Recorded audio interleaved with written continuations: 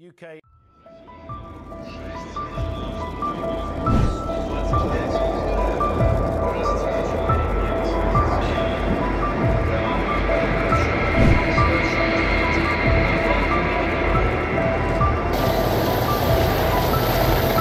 Барабанные расчеты военно-воздушных сил, войск стратегического назначения, войск воздушно-космической обороны.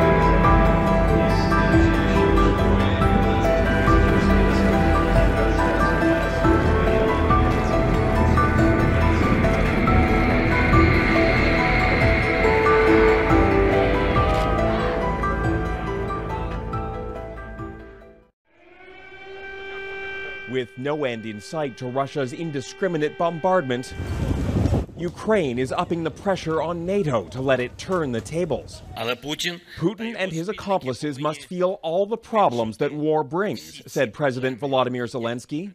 Ukraine already has Western missiles in its arsenal and is now begging the US and UK to lift restrictions on using those weapons for long-range strikes inside Russia, something Prime Minister Justin Trudeau supports. Ukraine must win this war against Russia.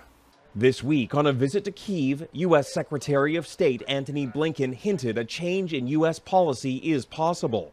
We have adjusted and adapted as needs have changed, as the battlefield has changed, and I have no doubt that we'll continue to do that. That prompted Russian President Vladimir Putin to deliver a chilling warning about the consequences of any strikes with Western weapons. This will mean that NATO countries, the United States, and European countries are fighting Russia, he said. If Mr. Putin is so concerned about the safety and security of Russian sites and cities, the easiest way to alleviate those concerns is to get his troops the hell out of Ukraine, end the war. Russia has so far shown little appetite for escalation beyond Ukraine. The West does also know it's being played by Putin. It's not stupid. And so when Putin talks about a Russian NATO war, then it's taken seriously, but it is also well understood that this is a play. Ukraine argues the best and perhaps only path to victory involves taking the fight back to Russia.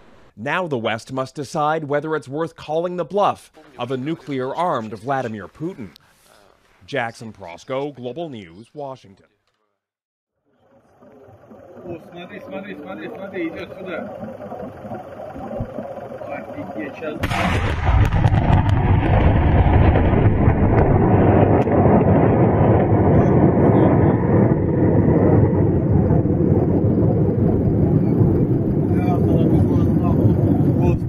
эту волну. Просто жесть.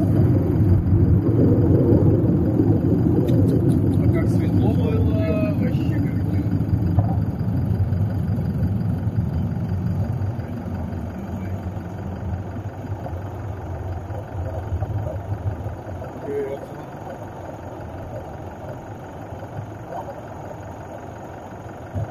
Так, ну я думаю, что пора, парни, блядь. Все, Олег, нормально, дом стоит, вон я вижу его. Вот, видишь? Дом жив еще? Да, да. Пока, да. Это вот, что там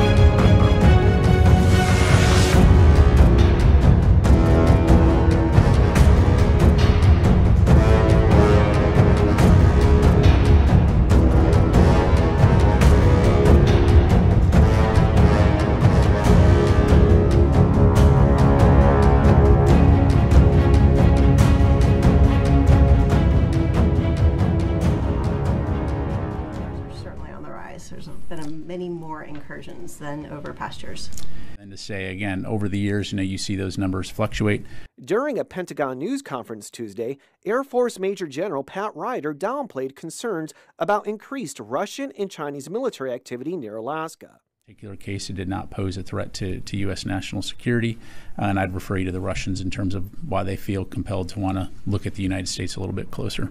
However, not mentioned during the news conference, the 11th Airborne's commanding officer and Senator Sullivan saying the increased activity meant 100 JBER and Fort Wainwright soldiers have been deployed to the Aleutians. Sullivan adding the U.S. military had also deployed a guided missile destroyer and Coast Guard cutter to Alaska's western region. Saying in a statement, authoritarian regimes are testing the United States. Dictators like Vladimir Putin see through a lens of either strength or weakness, which is why I've long encouraged our senior military leaders to be ready and to respond with strength. Late Tuesday, Governor Mike Dunleavy responding to the military activity, saying Russian and Chinese incursions into U.S. zones off Alaska have become an increasingly frequent occurrence. Alaska's strategic position on the globe gives the United States an advantage in the Arctic and Pan-Pacific. Sullivan says a combination of 25 Russian and Chinese aircrafts or marine vessels, meaning 9 incidents near Alaska since April, with 5 in the last week, means Congress needs to vote on the National Defense Authorization Act. Going on to say, in addition, rejecting the proposed Biden-Harris cuts on our military forces. The legislation authorizes an additional $790 million to help continue to build out our military in Alaska. Israel's military says Israeli jets and artillery hit multiple targets in southern Lebanon overnight, Thursday, September 19. This follows the mass attack on Hezbollah through exploding pagers and walkie-talkies, where dozens were killed and thousands wounded. Israeli forces have been exchanging fire with Iranian-backed Hezbollah for months at the border with southern Lebanon. On Wednesday, Hezbollah fired around 20 projectiles into Israel, most were intercepted by air defense systems. On Wednesday, Israeli Defense Minister Yoav Gallant said its operations in Gaza were moving into a new era of war, with the focus now shifting to the northern border.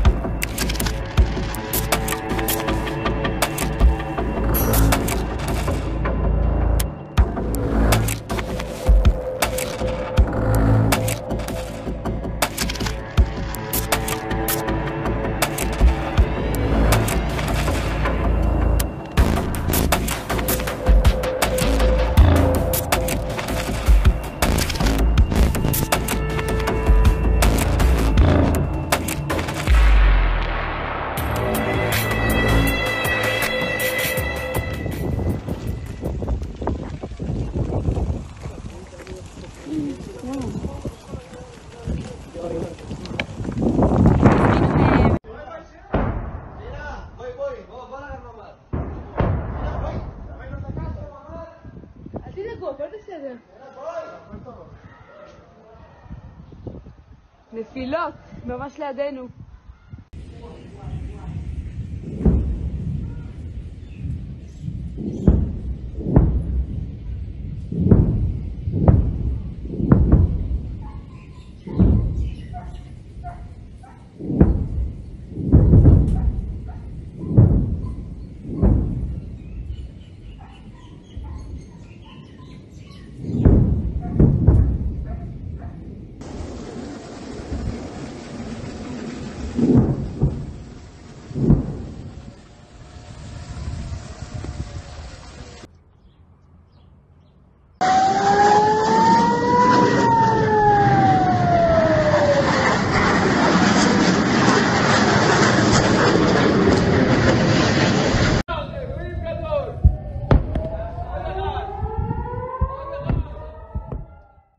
A top Hezbollah commander, Ibrahim Akil, has been targeted as part of the latest Israeli airstrikes on the Lebanese capital, Beirut. That's according to security sources who've been speaking to the Reuters news agency. The Lebanese Health Ministry reports at least 8 people have been killed and 59 injured. Well, the strikes come days after a wave of attacks on pagers and walkie-talkies that left 37 people dead in Lebanon. Now, it's reported by sources in Israel, the intended victim of those airstrikes was the Hezbollah operations commander. It isn't immediately clear if he was killed in the strikes that hit a southern suburb of the capital, Beirut. Well, let's bring in our international correspondent, John Sparks, for more on this. So, John, what more do we know about the target of these airstrikes? Hi, Kamali. Well, it's been reported by the news agency Reuters, quoting two security sources, that a top Hezbollah commander called Ibrahim Akil has been killed by the Israelis. He has been wanted by both the Israelis and the Americans. The Americans said that he was involved in the 1983 US embassy bombing. There was a large bounty on his head. If he has been killed, it is another significant security breach for Hezbollah. The organization, it seems, completely unable to protect both its members, and in this case, if it turns out to be true, if it's confirmed, unable to protect their senior commanders as well. Let me tell you what else we know. It was a residential building that was hit in a suburb of Beirut called Dahia. It's in the southern suburbs. It's controlled by Hezbollah. Significant number of supporters in that suburb support Hezbollah. The building was leveled, was destroyed. The Lebanese health ministry saying 8 people killed, 59 people injured. And there are pictures now emerging from the scene of chaos, of dust, of rubble, of destroyed cars, of ambulances trying to get into the site. And it is very densely populated, this area. I think you could probably picture the scene. I can tell you over the last 24 hours, the Israelis have conducted more than 100 airstrikes, more than 100. In southern Lebanon and one in Beirut. This is the first time they have hit Beirut, the capital of Lebanon, since the end of July, when they assassinated another senior Hezbollah commander called Fuad Shakur. And you know, in this conflict that both sides have been waging since last October, there is an unwritten rule that both sides try to avoid large population centres. That seems to be falling apart. Hezbollah have been approached. They have been asked if this commander, Ibrahim Akil, has been killed, assassinated. They haven't confirmed it, but they have said that they are searching the site. So, look, John, give us a sense, you're in Beirut, of how this is affecting sort of the wider public and how Lebanese society is responding. Of course, Hezbollah is not all of the Lebanese government. Is there any expectation that there could be a response or words said from the rest of the Lebanese political class? Well, the ethnic and religious makeup in this country is both complicated and diverse. Hezbollah are the largest non-governmental actor in this country, the most powerful politically and militarily, arguably, but they are not Lebanon. Lebanon is highly diverse. Christian, Druze, Sunni Muslims, as well as Shia. Hezbollah makes up most of its support from Shia Muslims. So it's a complicated picture, and certainly there will be people who won't like what Hezbollah is doing, fighting this war against Israel, these border clashes, which for the most part have been tit-for-tat strikes since last October the 8th. But it does seem to be coming closer to Beirut, doesn't it? And I think that will make everybody feel uncomfortable.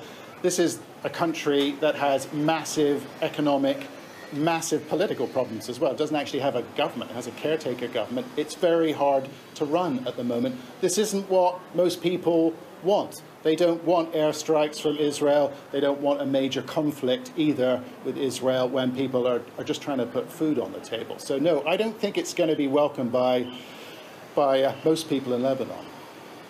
And John, look, while we have you as well, and while those unconfirmed reports are still there that it's Ibrahim Akil that has been killed in this targeted strike, what do we know about this individual and why the Israelis would want to target him in this way? He is a senior Hezbollah commander, so de facto he would be on the Israeli kill list. We know that both the Israelis want him, the Americans do as well. He is thought to have been involved in the team that bombed the US embassy back in 1983. There is a large bounty on his head, $7 million. So the Israelis will have been tracking him, I am sure, for a very long time. If the Reuters news agency is right, if their security sources are right, it would seem that they were successful. And I should say it has been confirmed by Israeli media sources that they were seeking to assassinate this individual. They have a track record. They took out another senior commander the number 2 military commander in Hezbollah called Fouad Shakur at the end of July. But as I said, there has been an unwritten rule in this conflict that both sides avoid major population centres. And I think people are going to ask, they're certainly going to say that this is an escalation, a major escalation. I think people are going to ask whether these unwritten rules are beginning to break down.